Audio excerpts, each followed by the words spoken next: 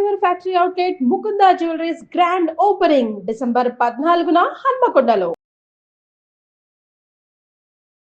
నమస్కారం, welcome to Suman TV. నేను Gitanjali. December 7వ తారీఖున సుబ్రహ్మణ్య షష్ఠి అండి. ఆ రోజున పూజా విధానం కావచ్చు, మనం ఆచరించవలసినటువంటివి, అలాగే నియమబద్ధంగా ఖచ్చితంగా మనం చేయవలసినవి ఏంటో తెలుసుకుందాం.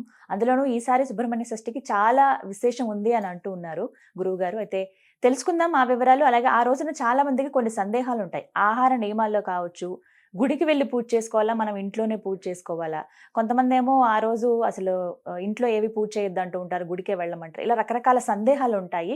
ఒక్కొక్క ప్రాంతంలో ఒక్కో విధంగా కూడా చేస్తూ ఉంటారు సుబ్రహ్మణ్య షష్ఠిని. కొన్ని ప్రాంతాల్లో మనం వింటాం సుబ్బారాయుడు షష్ఠి అని ఇలా చెప్తూ ఉంటారు. నాగ దేవత ఆరాధన చేయాలా, నాగరాజుకి ఆరాధన చేయాలా, సుబ్రహ్మణ్య స్వామికి చేయాలా, ఇలా చాలా సందేహాలు కదండి. ఇవన్నీ తెలుసుకుందాం. నివృత్తి చేసేందుకు ప్రస్తుతం మనతో పాటు ఉన్నారు ప్రముఖ జ్యోతిష్యులు బ్రహ్మశ్రీ నందిభట్ల శ్రీహరి శర్మ గురువు గారు. వారితో మాట్లాడదాం. గురుగారు నమస్కారం అండి. వాగర్థావివ సంపృక్తౌ వాగర్థ ప్రతిపత్తయే జగతః పితరౌ వందే పార్వతీ పరమేశ్వరౌ. సదాశివ సమారంభాం శంకరాచార్య మధ్యమాం అస్మదాచార్య పర్యంతం వందే గురు పరంపరాం. ఆదిత్యాయ చ సోమాయ మంగళాయ బుధాయ చ గురుశుక్ర శనిభ్యశ్చ రాహవే కేతవే నమః.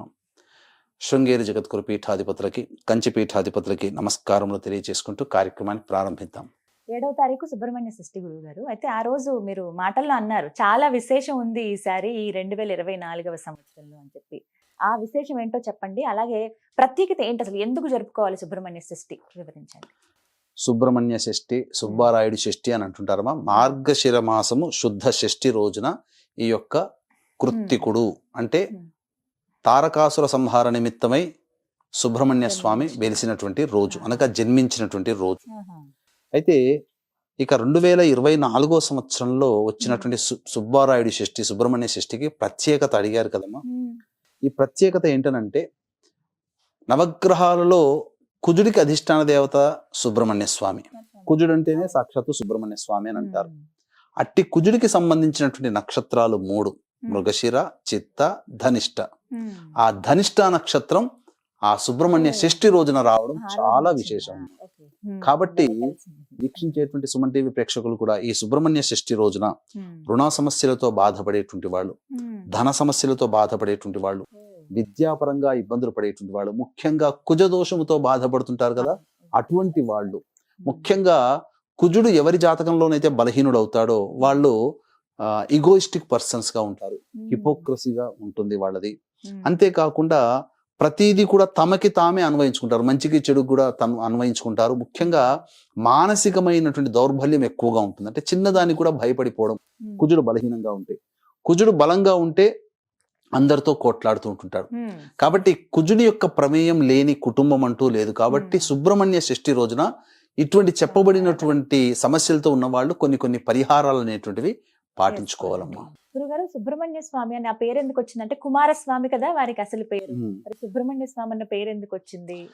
సుబ్రహ్మణ్య స్వామి అనేంటే మనకు గమనించుకున్నట్లయితే పూర్వము అనేక అసురులు చాలా మంది పెట్టరేగిపోతున్నారు. అందులో తారకాసురుడు వరప్రభావము చేత దేవతలందరినీ పీడింప సాగుతుంటే ఆ వరం ఇచ్చింది బ్రహ్మదేవుడే కాబట్టి అందరూ కూడా బ్రహ్మదేవుని దగ్గరికి వెళ్ళారు. అప్పుడు అతను ఏం వరం కోరుకున్నాడు? శివుడికి కలిగినటువంటి సంతానము చేత నేను సంహరింపబడాలి అని. ఆల్రెడీ సతీదేవి దక్షయజ్ఞంలో మరణించింది, ఆత్మాహుతి చేసుకుంది. ఇక శివుడు వివాహం చేసుకోడు, బ్రహ్మచారిగా ఉండిపోతాడని భావించిన తారకాసురుడు ఈ వరం కోరుకున్నాడు. తర్వాత సతీదేవి మళ్ళీ హిమవంతుని పుత్రికగా పార్వతిగా జన్మించింది. ఇక తర్వాత బ్రహ్మదేవుడి దగ్గరికి వెళ్ళి వీళ్ళందరూ మొరపెట్టుకునేసరికి అప్పుడు ఏం సలహా ఇస్తాడనంటే, పరమేశ్వరునికి సంతానము కలిగితేనే ఆ సంతానం చేత సంహరింపబడతానని చెప్పి వరం తీసుకున్నాడు కదా. మరి ఆ పరమేశ్వరునికి వివాహం చేసే సమాయత్తం అవ్వండి అన్నప్పుడు పార్వతీదేవి మళ్ళీ పుట్టింది అని తెలుసుకొని ఆ పార్వతీదేవినే పరిచారికలుగా సహాయం చేయడానికి స్వామి వారికి నియోగిస్తారు దేవతలందరూ. ఈ విధంగా అక్కడ మన్మథుని యొక్క ప్రవేశము చేత కళ్ళు తెరుచుకోవడం, యోగము నుంచి అనగా ధ్యానము నుంచి బయటికి రావడం, తర్వాత ఇదంతా నా తపస్సుకు భంగం కలిగించాడని మన్మధుని దహించి వేయడం, తర్వాత తన యొక్క మన్మధుని యొక్క బాణ ప్రభావం వలన ఎదురుగా ఉన్నటువంటి పార్వతీదేవి తన భార్యని గమనించి ఆమెను వివాహం ఆడడం, తద్వారా ఆమె వివాహమడిన తరువాత వారి దాంపత్యంలో ఉండగా శివుడి యొక్క రేతస్సు స్ఖలనమైపోయి భూమి మీద పడిపోయింది.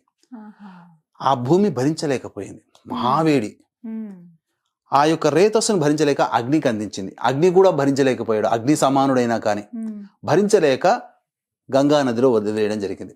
ఆ గంగా నదిలో వదిలివేయిన తర్వాత అవన్నీ కూడాను 6 ముఖాలుగా ఏర్పడి ఒడ్డున రావడం, అక్కడ ఆ విధంగా సుబ్రహ్మణ్య స్వామి అవతరించడం జరిగింది. విష్ణువు కృత్తికలనేటువంటి యోగినులని నిర్వహించడం, ఆయనను పెంచడం కోసం నిర్వహించడం వల్ల కృత్తికలు పెంచారు కాబట్టి కృత్తికుడు అయ్యాడు. ఇక సుబ్రహ్మణ్య స్వామి అనేటువంటి ఒక నామం అనేటువంటిది జ్ఞానానికి సంబంధించినటువంటిది. ఎలా వచ్చింది అన్నప్పుడు, పూర్వము అనగా చిన్నతనంలో ఉన్నప్పుడు, ఆ పార్వతీ అమ్మవారి ఒడిలో ఉన్నప్పుడు శివుడు ప్రవేశం చేసి అమ్మవారికి అన్ని విషయాలు చెప్తూ ప్రణవ మంత్రార్థాన్ని కూడా చెప్పాడు. అయితే ఒకసారి కైలాసంలో సభ జరుగుతుండగా బ్రహ్మదేవుడిని కూడా పరీక్షించాలనే ఉద్దేశంతో ఆ బ్రహ్మదేవుని అనేక మంత్రార్థాలు చెప్పమన్నప్పుడు ఈ ప్రణవ మంత్రార్థం కూడా చెప్తున్నప్పుడు ఆ ప్రణవ మంత్రాన్ని సరిగ్గా చెప్పలేకపోయాడు బ్రహ్మదేవుడు. ఆ విధంగా బ్రహ్మదేవుని బంధించడం జరిగింది. కాగా అమితమైనటువంటి జ్ఞానాన్ని పొందినటువంటి వ్యక్తి, జ్ఞాన స్వరూపము కాబట్టి ఆయనకి సుబ్రహ్మణ్యుడు అనేటువంటి ఒక నామధేయం ఉన్నది. తర్వాత అనేక విధాలుగా ఆ సుబ్రహ్మణ్యుని సుబ్బారాయుడు అని, కృత్తికుడని ఇలా అనేక పేర్లతో పిలవడం జరుగుతుందమ్మా. ఇలా పేర్లన్నీ వల్ల వచ్చాయి. గురుగారు, మరి సుబ్రహ్మణ్య స్వామికి అంటే కుమారస్వామి రూపానికి చూస్తాం మనం, నెమలి వాహనంగా చూస్తాం, అలాగే కోడి కూడా చెప్తూ ఉంటారండి. ఎందుకు ఈ 2 స్వామివారి గురించి చెప్పేటప్పుడు ప్రస్తావిస్తారు? తారకాసుర సంహారం కోసమే పుట్టిన వ్యక్తి కదమ్మా సుబ్రహ్మణ్య స్వామి. ఈ తారకాసుర సంహారము జరిగిన తర్వాత అతని అన్న శూరపద్ముడు, ఈ శూరపద్ముడితో కూడా తారకాసుని యొక్క అన్న శూరపద్ముడు, ఈ శూరపద్మునితో కూడా యుద్ధం చేయాల్సి వచ్చింది. యుద్ధం చేసినప్పుడు 6 రోజులు యుద్ధం చేస్తాడు. ఇక 6వ రోజున ఈ శూరపద్ముడు ఈ యొక్క ఒక పక్షి రూపాన్ని పొందుతాడు, మాయా ప్రభావం చేత చేసి యుద్ధం చేస్తాడు. అప్పుడు తన శూలముతో ఆ యొక్క శూరపద్ముడు పక్షి రూపాన్ని పొందడం, పక్షిని సంహరిస్తాడు. ఆ పక్షి 2గా చీలి ఒకటి నెమలిగా, ఒకటి కోడి పుంజుగా మారింది. కోడి పుంజుని ధ్వజంగా పెట్టుకున్నాడు, నెమలిని వాహనంగా చేసుకున్నాడు. ఎందుకు? శూరపద్ముడు శరణు చొచ్చుతాడు, నన్ను రక్షించు మహానుభావ, నీ దాసునిగా ఇప్పటి నుంచి అని అంటే అప్పుడు నెమలిని వాహనంగా, కోడిని ధ్వజంగా పెట్టుకున్నాడమ్మా. అలాగే కావిడి మోస్తారు కదండి, అది కూడా ఒక నియమంగా పూజగా కూడా చేస్తూ ఉంటారు. అవునమ్మా, ఈ వైభవంగా చేస్తారు. కావడి మోస్తారు భక్తిని చాటుకోవడం కోసం. శూలాలని నాలిక మీద గుచ్చుకుంటారు, శరీరంలో గుచ్చుకుంటారు, ఇలా గుచ్చుకుంటారు, శరీరంలో వీపులో అనేక భాగాలుగా గుచ్చుకుంటారు. అబ్బో, మనం భరించలేమమ్మా, గగురు పొడిచే విధంగా ఉంటుంది. అన్నిటికంటే ముఖ్యంగా కావడిని మోసుకురావడం అనేటువంటిది ప్రత్యేకించి సుబ్రహ్మణ్య స్వామి ఆరాధనలో చెప్పబడి ఉంది. అనగా ఎందుకు వచ్చింది ఇది అనంటే, పూర్వము అగస్త్య మహాముని కైలాసాన్ని సందర్శించున్నప్పుడు ఆ యొక్క ఈశ్వరుడు వెళుతున్నటువంటి అగస్త్యుని పిలిపించి 2 కొండలనిచ్చి, ఇవి శివశక్తి స్వరూపముగా దక్షిణాది ప్రాంతంలో పెట్టవయ్యా, శివశక్తి స్వరూపముగా ఈ 2 కొండలని ఆరాధనాపూర్వకంగా చెయ్యి అని చెప్పి పంపించగా, అప్పుడు ఆ 2 కొండలని మోసుకుంటూ వెళ్ళలేక అప్పుడు ఈ యొక్క ఇదంబుడు అనేటువంటి యొక్క సంబంధించినటువంటి రాక్షసుడు కనబడతాడు.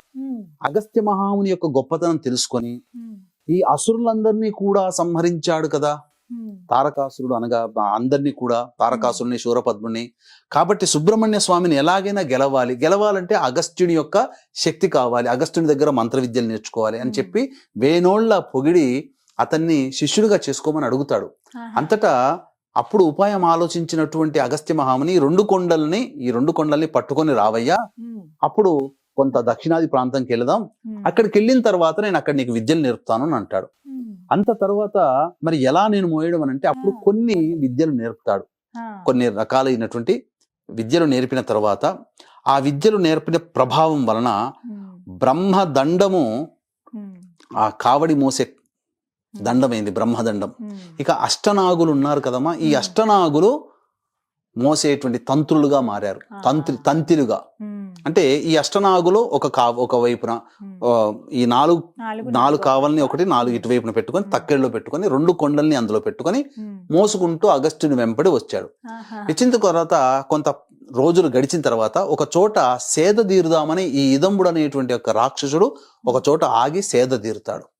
సేద తీరిన తర్వాత అగస్త్యుడు ఇంకా తొందరగా వెళదాం, సమయం ఆసన్నం అవుతుందంటే ఆ కావడిని పట్టుకొని లేస్తే, దండాన్ని పట్టుకొని లేస్తే ఒకటి లేస్తుంది కానీ ఒకటి అక్కడే ఉంటుంది. ఎందుకు ఇలా బరువుగా ఉంది, అసలు లేవట్లేదని చెప్పి ఇదంబుడు పైకి వెళ్ళి చూస్తే అక్కడ ఎందుకనంటే ఈ సుబ్రహ్మణ్య స్వామి అసుర సంహారం చేయడానికే కదా పుట్టాడు. అందరూ అసురులు చనిపోయారు, కానీ ఈ ఇదంబుడు ఒక్కడే మిగిలిపోయాడు. కాబట్టి ఈ ఇదంబుని సంహరించాలని అక్కడ ఆ విధంగా వచ్చి ఆ యొక్క ఒక కొండ మీద తాను నిల్చున్నాడు. ఈ బాలుడు ఉండడం వల్లనే ఈ కొండ పైకి లేవట్లేదు, నేను ప్రయాణానికి ఇబ్బందిగా ఉంది, గురువు గారి దగ్గరికి వెళ్ళి నేను మంత్రోపదేశం తీసుకొని విద్యలు పొందాలని చెప్పి ఆ బాలుడితో యుద్ధం చేస్తాడు. ఆ యుద్ధం చేసినప్పుడు బాగా గొప్పగా యుద్ధం జరిగిన తర్వాత కుమారస్వామి ధాటికి తట్టుకోలేక మూర్ఛిల్లిపోతాడు. మూర్ఛిల్లిపోయినప్పుడు ఈ వార్త అతని భార్యకి తెలుస్తుంది. అతని భార్య 2 కుండలలో ఆవు పాలు పట్టుకుని వచ్చి అతనికి నా భర్తను నాకు ఇప్పించమని చెప్పి ఆ యొక్క పాలని అతనికి సమర్పిస్తుంది. ఆ విధంగా మెచ్చినటువంటి ఆ ఇదంబుణ్ణి రక్షిస్తాడు, సంహరించకుండా వదిలిపెడతాడు. ఇక ఈ కథ ద్వారా కావడి మోసుకుంటూ వచ్చినటువంటి సందర్భంగా అది పళని క్షేత్రం అయింది. ఆ ఇదంబుడు వదిలిపెట్టినటువంటి కొండ ఏదైతే ఉందో అది పళని సుబ్రహ్మణ్య క్షేత్రం. కాబట్టి అక్కడ వెలిసినటువంటిది, కొండ మీద వెలిశాడు ఇప్పటికీ కూడా. కాబట్టి ఆ పళనిలోనే ఈ నవపాషాణ లింగం అనేటువంటిది ఉన్నది. అనేక రకాలైనటువంటి రహస్య రోగాలకి కూడా ఆ నవపాషాణ లింగము అనేటువంటిది వాడబడుతుంది. విగ్రహం కూడా అంతే, నవపాషాణంతో చేశారు. అది తమిళనాడులో సిద్ధి పొందినటువంటి భోగేశ్వర్ అనేటువంటి ఒక సిద్ధ పురుషుడు. మనకు నాగార్జునుడు అయితే ఎట్లయితే ఆయుర్వేదంలో సిద్ధ పురుషుడో 21 మంది సిద్ధ పురుషులు, అందులో నాగార్జునుడు ఒకడు, భోగేశ్వరు కూడా ఒకడు. అలాగే ఈ సంబంధించినటువంటి కావడి అప్పటి నుంచి ఆరాధనలోకి వచ్చిందమ్మా. అప్పటి నుంచి చేశారు. ఇప్పుడు కూడా అంటే ఎలా మోసుకుని వస్తారని అందులో ఏమి పెట్టుకుంటారు? అందులో అన్ని కూడా స్వామి వారిని అభిషేకం చేయడానికి అభిషేక జలాలు. ఇదే కావడి ఆచారం నార్త్ సైడ్ లో కూడా ఈ శ్రావణ మాసంలో మహాదేవ్ బాబా, భోలే బాబా అనే నామంతో ఆ యొక్క శివునికి అభిషేకం జలాలు, అంటే వాళ్ళ ఊర్లో ఉన్నటువంటి తటాకము సరస్సులో ఉన్న నీళ్లు, వాళ్ళు ఎక్కడైతే ఉంటారో అక్కడ అన్ని నీళ్లు పట్టుకుని వచ్చి ఆ నీటితో అభిషేకం చేస్తారు. పరమ పవిత్రంగా పూజించుకుంటారమ్మా ఆ కావడి. అయితే ఇది ఆ రోజున. అయితే ఇప్పుడు పూజ విషయాలు మాట్లాడదామండి. ఎలా చేసుకోవాలి, ఇంట్లో పూజ ఎలా చేసుకోవాలి? ఖచ్చితంగా ఆలయానికి వెళ్ళవలసిందేనా? ఖచ్చితంగానంటే ఈ సుబ్రహ్మణ్య స్వామికి సంబంధించినటువంటి దోషంతో ఉన్నవాళ్ళు, కుజదోషంతో ఉన్నవాళ్ళు కావచ్చు, సర్పదోషంతో ఉన్నవాళ్ళు కావచ్చు, ముఖ్యంగా కాలసర్పదోషంతో జన్మించినటువంటి వాళ్ళు ఈ సుబ్రహ్మణ్య షష్ఠి రోజున కాలసర్పదోష నివారణ పూజలు గనక చేసుకుంటే అత్యంత శీఘ్రముగా ఆ దోషము తొలగిపోతుందని చెప్పొచ్చు. ఇక సాధారణంగా సమస్యలతో ఇబ్బంది పడేటువంటి వాళ్ళు, ముఖ్యంగా కొంతమందికి ఈ యొక్క స్కిన్ ఎలర్జీ ఉంటుంది, ఈ స్కిన్ ఎలర్జీ. అలాగే ప్రధానంగా ఈ స్కిన్ ఎలర్జీ దోషంతో ఉన్నవాళ్ళు, కుజ దోషంతో ఉన్నటువంటి వాళ్ళు, సంతానం కలగగా ఇబ్బంది పడుతున్నటువంటి వాళ్ళు ఈ సుబ్రహ్మణ్య స్వామి దేవాలయంలో కానీ లేదా జంటనాగు పాముల విగ్రహాన్ని కానీ ఆవు పాలు, ఆవు నెయ్యి, తేనె ఈ 3తో అభిషేకం జరిపించి చలివిడి, కొన్ని ప్రాంతాల్లో చిమిలి అంటారు, నైవేద్యంగా పెట్టాలి. ఈ విధంగా ఆ రోజున చెయ్యాలి. ఉపవాస నియమాన్ని పాటించాలి ఆ రోజున ఖచ్చితంగా. తరువాత కొన్ని క్షేత్రాల్లో, కొన్ని ప్రాంతాలలో ఈ సుబ్రహ్మణ్య స్వామి ఆరాధన అనేటువంటిది చేస్తారు. ఆ రోజంతా ఉపవాసం ఉండి తెల్లవారి సప్తమి తిథి ఉంటుంది కదా, ఆ రోజున బ్రాహ్మణుని పిలిపించి, అనగా బ్రహ్మచారికి ఆ విధంగా ఇంటికి పిలిపించుకొని అతనికి భోజనము, తాంబూలాదులు, దక్షిణ తాంబూలాదులు ఇచ్చి, బ్రహ్మచారికి ఎర్రటి వస్త్రము, రాగి పంచపాత్ర అంటే రాగి గ్లాసు, ఉద్ధరిణి, పళ్ళెము, అలాగే ఎర్ర చందనముతో చేసినటువంటి జపమాల, మరియు గుమ్మడికాయ, తర్వాత బూడిద గుమ్మడికాయ, తర్వాత ఒక గంధపు చెక్క, ఇవన్నీ దానం ఇస్తారమ్మా. కందులు కూడా దానం ఇస్తారు. కుజదోషంతో ఉన్నటువంటి వాళ్ళు ఆ బ్రాహ్మణుడికి ఎర్రటి వర్ణము, ఎరుపు రంగు ఉన్నటువంటి బ్రహ్మచారికి ఇవి దానం ఇస్తారు. తద్వారా కుజుని యొక్క అనుగ్రహం కలుగుతుంది. ఇక రుణ సమస్యలతో బాధపడేటువంటి వాళ్ళు రుణ విమోచక అంగారక స్తోత్రాన్ని వీలైనన్ని సార్లు ఆ రోజంతా పఠిస్తే చాలా మంచిది. ఎందుకనంటే ధనిష్ట నక్షత్రం వచ్చింది ఆ రోజున, కుజుని యొక్క నక్షత్రం ఆ రోజున. కాబట్టి ఈ యొక్క రుణ విమోచక అంగారక స్తోత్రాన్ని 108 సార్లు గనక పారాయణం చేస్తే రావలసిన రాణి బాకీలు అన్నీ వస్తాయి. తర్వాత ఏదైనా వెహికల్ లోన్ కోసం కానీ, హౌస్ లోన్ కోసం ప్రయత్నం చేస్తే ఇబ్బందులు పడుతుంటారు కదా, అవన్నీ కూడా క్లియర్ అవుతాయమ్మా. చక్కగా చేయవచ్చు. ఆహార నియమాలు ఏమైనా ఉంటాయండి ఈ రోజు? ఆ రోజున మాంసాహారం భుజించకుండా ఉపవాసం ఉండి, మద్యపానము, మాంసాహారము, దాంపత్యం లేకుండా ఉండి ఆ రోజున రాత్రి చంద్రుని దర్శనం చేసుకొని భుజించవచ్చమ్మా, తప్పలేదు. ఒకవేళ ఉపవాసం ఉండదలుచుకుంటే ఉండవచ్చు, తర్వాత రోజు స్వీకరించవచ్చు. ఈ విధంగా పూర్తిగా సుబ్రహ్మణ్య షష్ఠి చేయొచ్చు. కానీ ధనిష్ట నక్షత్రంతో కూడుకుని రావడం అనేది చాలా విశేషం అమ్మా.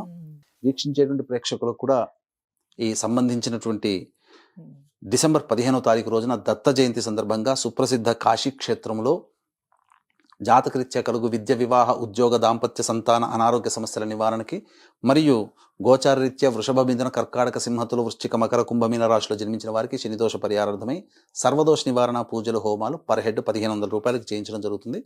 అవకాశం ఉన్న వాళ్ళు కార్యక్రమం తదనంతరం కాంటాక్ట్ చేసి మీ గోత్రనామాలు నమోదు చేసుకోవచ్చు. చక్కగా వివరించారు గురుగారు. నమస్కారం అండి. సర్వం శ్రీ ఉమామహేశ్వర పరబ్రహ్మార్పణమస్తు.